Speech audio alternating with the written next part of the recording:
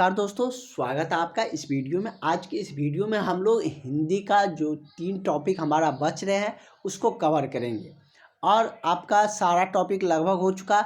और हिंदी का जो व्याकरण का इस बार पूछे गए क्वेश्चन है, क्योंकि इस बार क्वेश्चन व्याकरण से अच्छे खासे आए हैं और टफ क्वेश्चन भी आए हैं। जैसे कि संधि विच्छेद ही आप देखे होंगे 2023 वाला, वो हम आपको सारा कुछ दिखाएंगे क्योंकि आपका व्याकरण का भी पोर्शन तैयार हो गया है लगभग।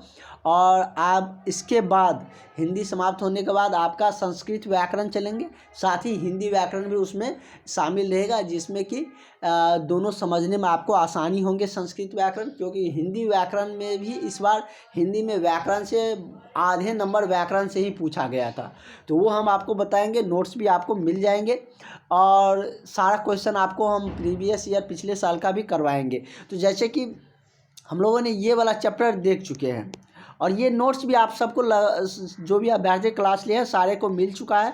और जो भी अभ्यर्थी अभी तक क्लास ज्वाइन नहीं किए हैं, आप लोग ज़रूर ज्वाइन कर लीजिए। अब आपके पास बहुत ज़्यादा समय नहीं है, हम आपको नोट्स दे देंगे, क्लासेस दे देंगे, आप रिवाइज कर सकते हैं। बहुत सारे अभ्यर्थी बैठे हुए हैं कि नहीं एग्ज़ाम नज़दीक आएंगे तो सर का नोट्स लेकर हम डायरेक्ट एग्ज़ाम में जाके लिख देंगे। ऐसा नहीं होता, थोड़ा आपको देखना पड़ेगा, समझना पड़ेगा चीज़ों को। अभी आपके पास समय है, नोट्स को पढ़िएगा, देखिएगा कहाँ पर कौन से क्वेश्चन है, तभी आप उससे एनालाइज करके लिख पाइएगा। तो ज़रूर इस नंबर पर कांटेक्ट करके आप लोग व्हाट्सअप करके या कांटेक्ट करके नोट्स मंगा सकते हैं, क्लासेज भी ले सकते हैं। और ये सारे चीज़ आप लोगों के लिए किए जा रहे हैं, तो इस बार मिस मत करिए। क्योंकि इस बार आप यदि 23 का क्वेश्चन आप लोग बना रहे होंगे तो आप देख रहे होंगे कि कितना अलपटा क्वेश्चन पूछा है, मतलब टफ पूछा गया है। यदि हम कल व्याकरण का भी सारा कुछ एनालाइज कर रहे थे तो उसमें देखिए 23 का क्वेश्चन सबसे ज़्यादा टफ है। पिछले बार जैसे कि इससे पहले यदि व्याकरण में कुछ पूछा जाता था तो उसका इजी पोर्शन दिया जाता, जैसे कि संधि विच्छेद देता था। कि जैसे यदि हम इस बार रमेश पूछा गया था तो रमेश का संधि विच्छेद देता था रमा जोर ईसा। तो इस बार ये नहीं दिया, इस बार रमेश दे दिया है, आपको संधि विच्छेद करना है सारा। ऐसे तो समझ सकते हैं आप, टफ कर रहा है चीज़ों को। तो आप लोगों को मतलब 300 नंबर लाना है, मतलब पास करने के लिए। और फर्स्ट डिवीज़न के लिए तो 550 नंबर चाहिए, इसके लिए आपको पढ़ना पड़ेगा। ये सारे टॉपिक हम लोग कवर कर चुके हैं और आगे हम लोग देखने वाले हैं। और आप लोग पूरा वीडियो ज़रूर देखें। और ये टॉपिक का 2 बार आप लोगों को मिल चुका है, इसलिए इसको इग्नोर कर दीजिए। देखिएगा इसमें 2 बार ये आ चुका है नागरी लिपि, और ये वाला जो है ये इसका पिक 2 बार आ चुका है। तो ये हम लोग ये कल वाले सेक्शन में हम लोग ये भी देख चुके थे। जिस मैं निखरत जाऊँ, ये भी अभिनयो भी देख चुके थे। आज हम लोग देखते हैं, मछली भी जान चुके थे। आज हम लोग परंपरा का मूल्यांकन जानते हैं, जो कि एक निबंध है और डॉक्टर रामविलास शर्मा जी के द्वारा लिखा गया है। परंपरा आप जानते होंगे, परंपरा का वहन करना मतलब एक पीढ़ी से दूसरी पीढ़ी या एक धर्म से मतलब चले आ रहे हैं, उन सारी चीज़ों को परंपरा कहते हैं। जैसे कि आप कोई फेस्टिवल मनाते हैं, तो ऐसा नहीं कि आप अपने मन से बना रहे हैं, आप पैदा लिया, आपने सोचा कि डिसाइड किया कि हम ये फेस्टिवल बनाएंगे, ऐसा नहीं। वो पहले से चले आ रहे हैं, तो वो आप कह सकते हैं कि ये परंपरा है। मतलब परंपरा है, मतलब पहले से आ रहा है, हमारे पूर्वज ने भी किया और हम भी वह कर रहे हैं। भले कुछ चीज़ों में बदलाव आते हैं समय के साथ, क्योंकि समय के साथ बदलाव आना भी चाहिए। क्योंकि आपने गीता में कृष्ण जी की बात भी सुने होंगे कि समय बदलेगा, परंपराएं भी बदलेंगे। तो समय के साथ चीज़ें बदलती हैं, आप भी देखते होंगे कुछ चीज़ अभी बदल भी गया होंगे। पहले के फेस्टिवल की कुछ चीज़ें अगर आप रिकॉल करिएगा, याद करिएगा पहले समय में कैसे होते थे, अब कैसे हो रहे हैं, तो उसके तौर तरीके ढंग बदल जाते हैं, क्योंकि समय के साथ सारी चीज़ें बदलती है। तो परंपरा आप समझ गए क्या होता है। अब क्वेश्चन की तरफ बढ़ते हैं। कह रहा है कि साहित्य की परंपरा का ज्ञान किसके लिए सबसे ज़्यादा आवश्यक है। मतलब साहित्य की जो परंपरा है उसका ज्ञान सबसे ज़्यादा किसके लिए आवश्यक है। तो ये हमारे जो साहित्य है उसकी नॉलेज सबको होना ज़रूरी है। यदि आप जीवन में अच्छे इंसान बनना चाहते हैं, सफल इंसान बनना चाहते हैं, तो आपको साहित्य की परंपरा का ज्ञान होना ज़रूरी है। लेकिन हमारे जो लेखक महोदय वो पूछ रहे हैं कि किनको सबसे ज़्यादा ज़रूरी है, तो वो भी हम लोग जान लेते हैं। आप इसमें लिखिएगा, ये प्रस्तुत प्रश्न वाला सब में लिखे हैं, आप लोग एक बार ज़रूर कॉपी में लिखिएगा। और यदि कोई प्रिंट आउट करवाना चाहते हैं तो प्रिंट आउट जो हम इस तरीके से हैंड राइटिंग के तौर पे दे रहे हैं उसी का प्रिंट आउट करवाएं। जैसे कि हमने सोशल साइंस और साइंस में PDF वाला फॉर्म दे दिया, तो वो करवाने जाइएगा तो आपको बहुत खर्च आ जाएगा, बहुत पेज में है। लेकिन उससे बेहतर होंगे कि आप लोग लिख लीजिए, जैसे क्लास लेते हैं नोट्स भी, नोट्स से आप क्लास कर लीजिए, नोट्स से ये लिख लीजिए कॉपी में। इससे क्या होंगे कि आपको चीज़ें और याद रहेंगी। कितना देर लिखने में कितना समय जाता है, और लिखने में बहुत ज़्यादा आपको मेहनत भी नहीं लगता है, तो लिख लीजिएगा, अच्छा है। बहुत ज़्यादा है भी नहीं, 10 पेज भी नहीं होगा। 10 पेज एक दिन में 2 पेज लिखिएगा तो आधा घंटा 1 घंटा लिखिएगा तो बहुत लिखा जाएगा।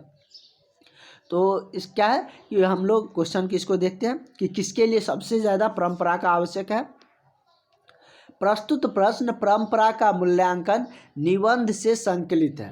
क्या है, निबंध है, ऊपर में भी लिख दिया गया है, और डॉक्टर रामविलास शर्मा जी के द्वारा रचित है। किसके द्वारा रचित है, रामविलास शर्मा जी के द्वारा ये रचित है।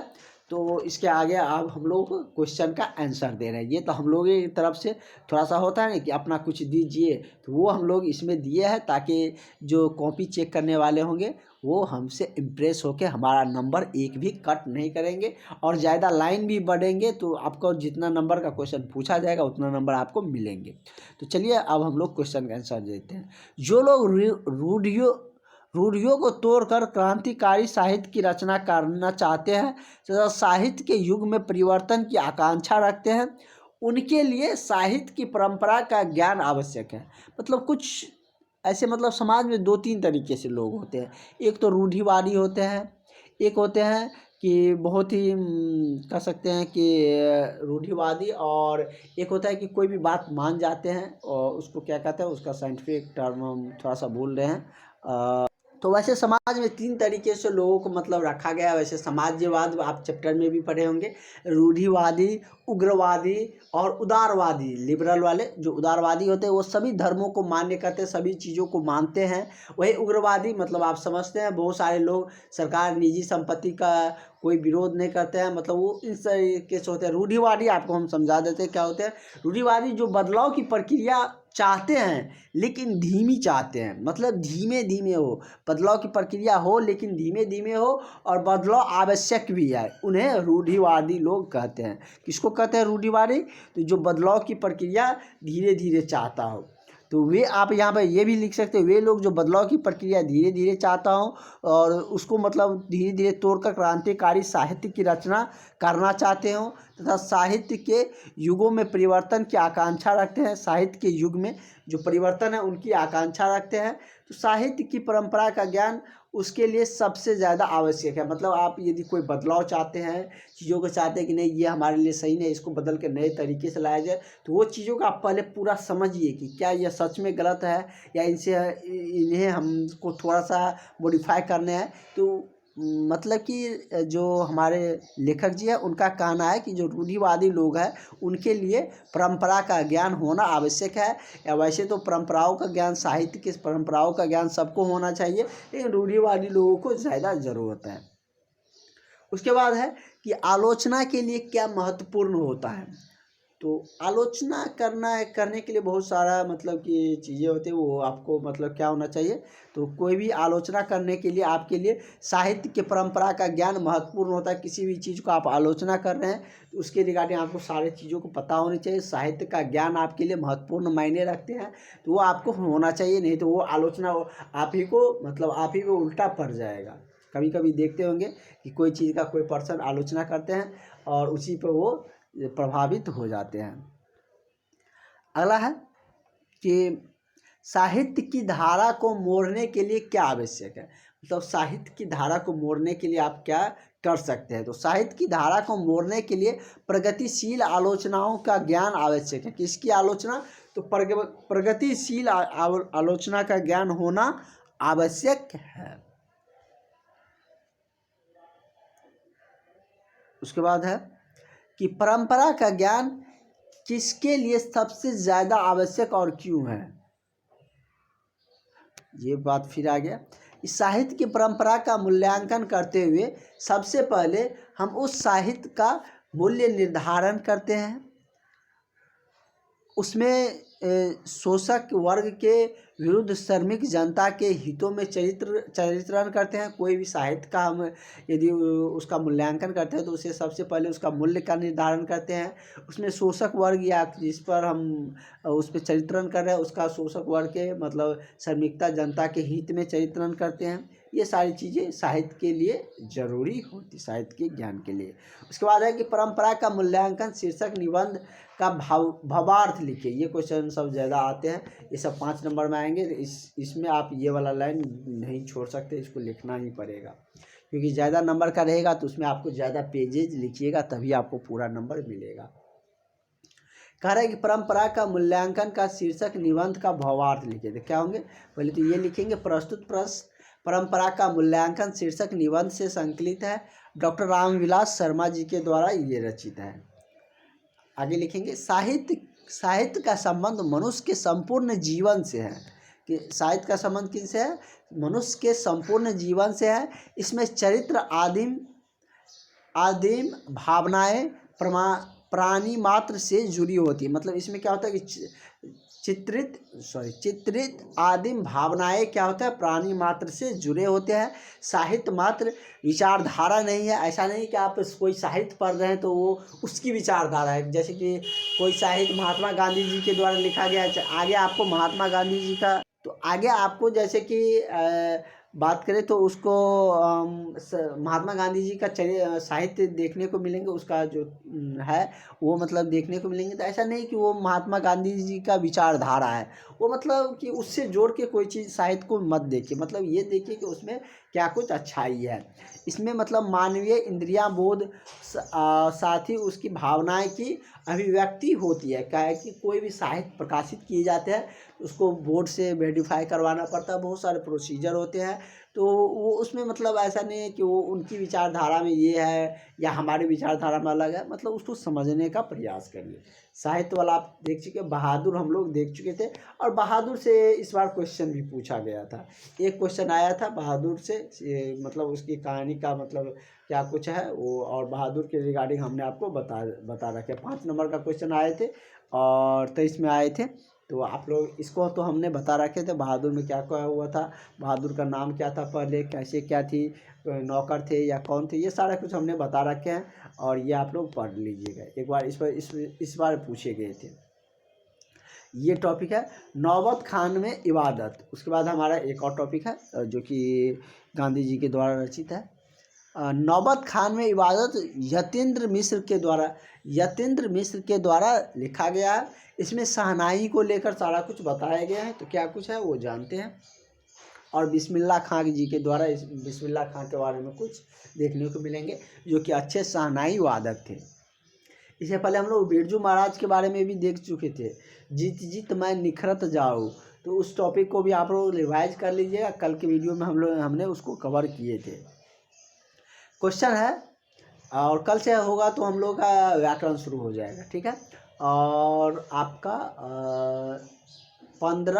15 तक ये 2 इंग्लिश और ये चलते रहेंगे। 15 के बाद आपका संस्कृत वेद शुरू हो जाएंगे और उसके बाद 5-6 रोज में 5 से 20 तक 20-21 तक समाप्त हो जाएंगे।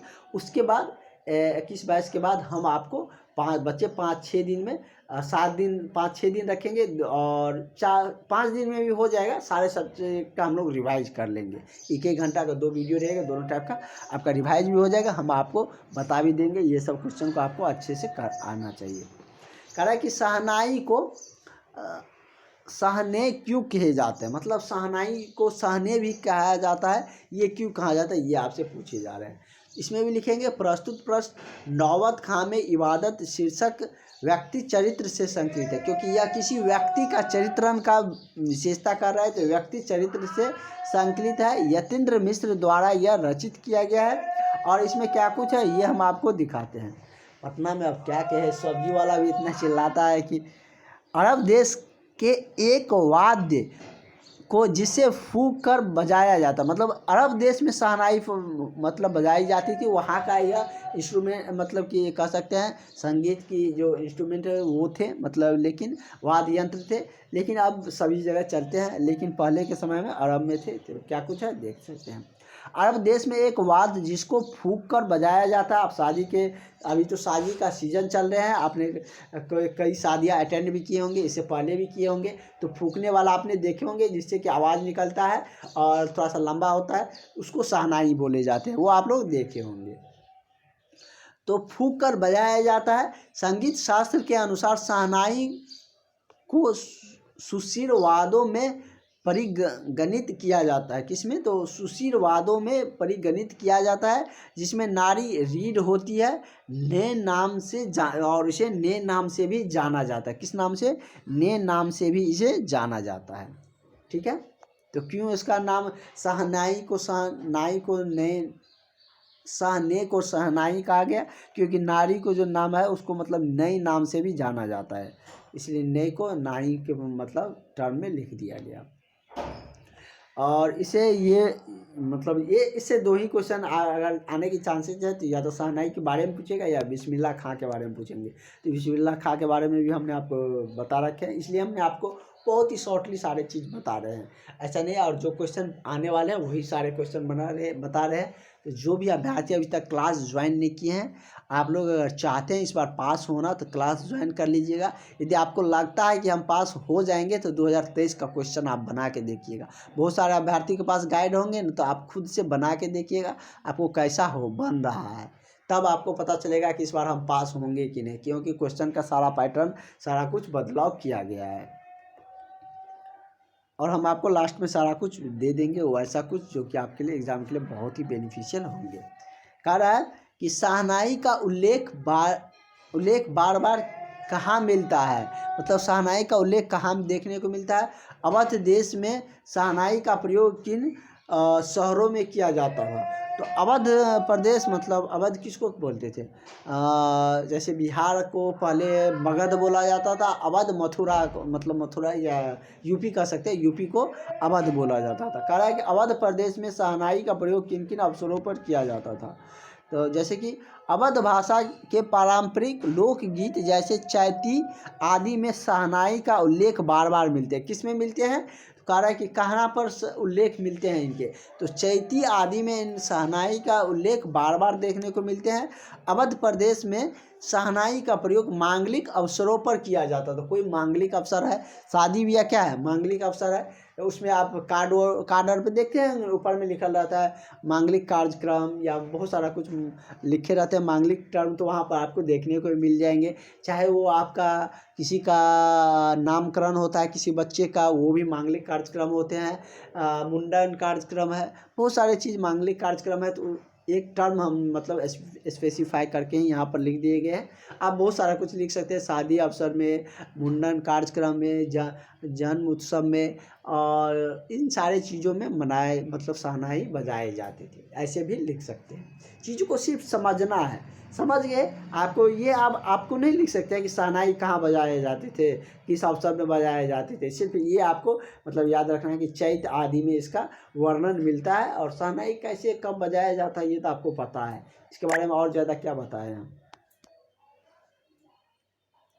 अगला है कि बिस्मिल्लाह खां का अर्थ, बिस्मिल्लाह खां का क्या अर्थ है? शहनाई का तात्पर्य क्या है? कह रहे बिस्मिल्लाह खां का क्या अर्थ है और शहनाई का क्या तात्पर्य है? बिस्मिल्लाह खां के बारे में बता देते हैं, जो कि एक बहुत ही मधुर शहनाई वादक थे, बहुत ही अच्छा शहनाई बजाते थे बिस्मिल्लाह खां, इसलिए वो बहुत ही फेमस थे, भारतीय ही थे। तो इसके बारे में जानते हैं। दुनिया जब बिस्मिल्लाह खां की शहनाई से निकलने वाली मधुर आवाज़ से तृप्त होकर उनकी प्रशंसा में उनके प्रशंसा में कहती थी लोग, कहता था या कहती थी कि सुभान अल्लाह, मतलब कि ये मतलब मुस्लिम थे तो उस तरीके से कहते थे, उसके बड़ाई के लिए सुभान अल्लाह, ध्यान है ईश्वर जिसने आपको ऐसी कला दी है। तब बिस्मिल्लाह खां का उत्तर होता था कि इसमें मेरा कुछ भी नहीं है, ये सारी तारीफ प्रशंसा तो ईश्वर की होनी चाहिए। मतलब जो बड़े लेवल के लोग होते हैं, जो ऊपर मतलब पहुंच जाते हैं, उसमें होता है क्या, मतलब कि अपनी सारी चीज़ें जो होती है वो मतलब ऐसा नहीं है कि अपने खुद पे क्रेडिट ले लेता, मैंने किया ये मैंने किया। उसमें बहुत नाम मात्र घमंड होता है। जो भी बड़े जो सेलिब्रिटी नहीं कह सकते, जो मतलब कि अच्छे मतलब है, जो अच्छे लेवल पर पहुंच गए, जिसको उतना समझ है। जैसे कि हनुमान जी से ही रामायण में राम जी पूछे थे कि क्या मतलब आपने सीता जी को दर्शन करके आए, तो कहा हाँ।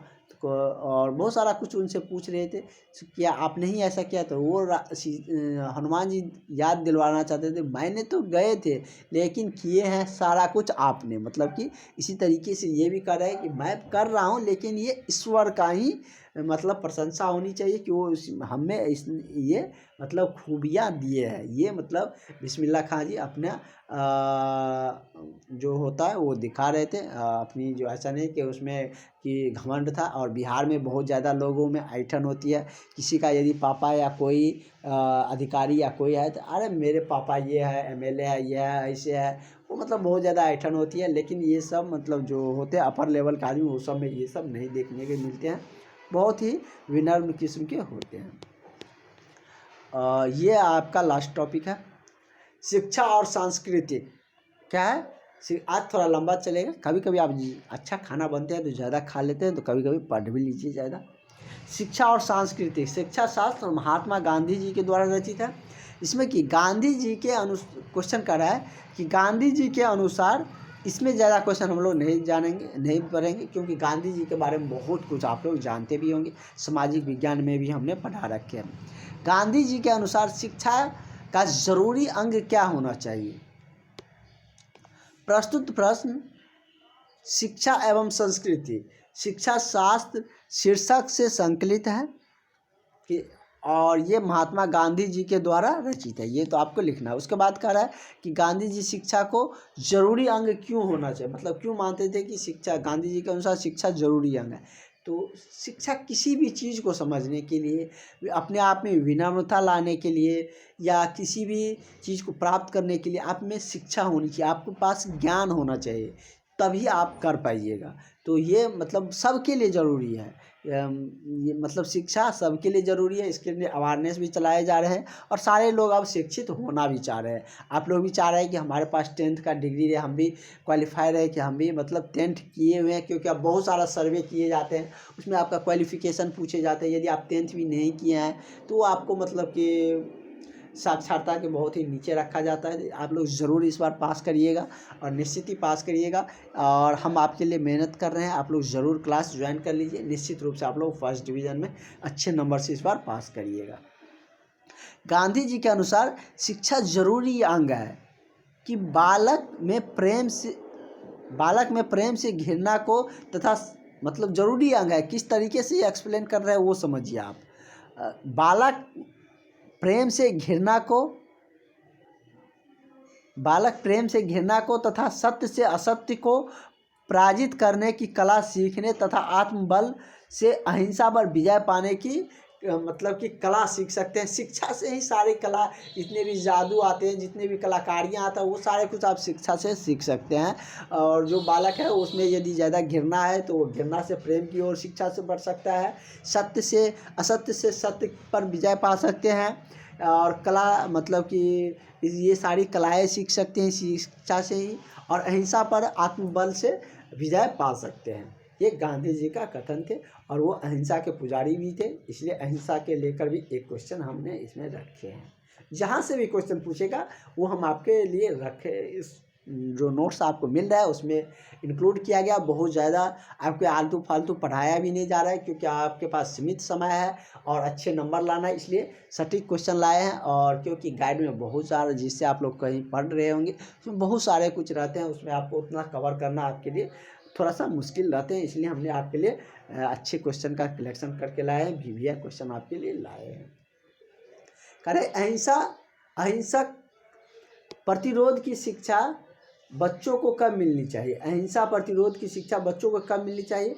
अक्षर ज्ञान से पहले ही, जब अक्षर का ज्ञान सीखने लगते हैं, जैसे अ आ आप सिखाते हैं ABCD, उससे पहले बच्चों को अहिंसा प्रतिरोध की शिक्षा बतानी चाहिए। मतलब जो हिंसक चीज़ें हैं वो सारे चीज़ों के बारे में बताना चाहिए कि ये सारी चीज़ें नहीं करना चाहिए। अपने उसके पेरेंट्स को सारे कुछ बताना चाहिए। आप लोग भी कभी पेरेंट्स बनिएगा तो ये सारे चीज़ें मतलब आपको पता होनी चाहिए कि बच्चों को अहिंसा की जो प्रतिरोध है वो मतलब शिक्षा से पहले दे देने चाहिए। ये मतलब गांधी जी द्वारा कहे जा रहे हैं, ऐसा नहीं कि ये गांधी जी का ही विचारधारा, ये सबके लिए मतलब अच्छी बात है, अच्छी चीज़ कह रहे हैं। और आप खुद कभी एनालाइज करिए तो ये सही मायने में सही है। गांधी जी सबसे बढ़िया शिक्षा अहिंसा प्रतिरोध को मानते हैं। मतलब उसमें अहिंसा आ जाता है, चीज़ों को सीखने की मतलब उसमें टेंडेंसी बढ़ जाती है, सारे कुछ आप आ जाता है। यदि आप गलत राह पे नहीं चल रहे हैं, सही राह पे चल रहे हैं, तो आपको ऑटोमेटिक सारे सही चीज़ आपके अंदर आना शुरू हो जाएगा, सही चीज़ की तरफ आपका अट्रैक्शन होने लगेंगे। उसके बाद है क्योंकि यह आत्मा को प्रभावित करता है। क्या करता है? यह आत्मा को प्रभावित करता है। जिस तरीके से जैसे आप सोचिएगा, जैसे आपका मन रहेगा, उस तरीके से आपका आत्मा भी होता है, उस तरीके से आपका मन भी चलता है। आत्मा को प्रभावित करता है और चित्त को निर्मल और शुद्ध बनाता है। क्या करता है? चित्त को आपका चरित्र जितना अच्छा रहेगा, आपका चित्त उतना ही निर्मल, उतना ही शुद्ध रहेंगे। हालांकि गांधी जी ने किस प्रकार की शिक्षा देने पर बल दिया? तो गांधी जी ने उपयोगी दस्तावेज की शिक्षा देने पर बल दिया। जो उपयोगी दस्तावेज होती है, जो सारे आपके लिए जीवन के लिए कार्य के लिए सही होते हैं, वो सारे शिक्षा पे गांधी जी ने क्या किया था? बल दिया था। तो ये सारे टॉपिक हम लोगों का लगभग कवर हो चुका। और आप सबका हिंदी का जो भी जहाँ से भी क्वेश्चन आएंगे, एक भी क्वेश्चन अब आप लोगों को मिस नहीं होगा, या आप लोग इसको टाइप मतलब कि ज़्यादा बेहतर होंगे मेरे अनुसार कि आप लोग इसको लिख लीजिएगा, ठीक है। और ये PDF मिला है, उसे आप लिख लीजिएगा। अगर ज़्यादा लिखना नहीं चाहते, जो चाहते हैं हम प्रिंट आउट करवाएंगे तो कोई दिक्कत नहीं है। और लिखिएगा तो ज़्यादा आपके लिखने का भी एफिशिएंसी बढ़ेगा, अक्षर भी बैठेंगे, जो कि आपको उसमें मायने रखते हैं राइटिंग। और इस तरीके से सारे तरीके से आपसे बेनिफिशियल होंगे। और बहुत ज़्यादा पेज नहीं है, आपके 10-15 दिन जो आपके पास बच रहे हैं, वो आपके मेहनत से आपके ज़्यादा नंबर आ जाएंगे। और सारे चीज़ हम आपको पढ़ाकर आपको पूर्ण रूप से तैयार करके आपके एग्ज़ाम में भेजेंगे, ताकि आप अच्छे नंबर ज़रूर लाएँ। जो भी अभ्यर्थी अभी तक क्लास नहीं ज्वाइन किए हैं, ज़रूर ज्वाइन कर लीजिए। Thank you.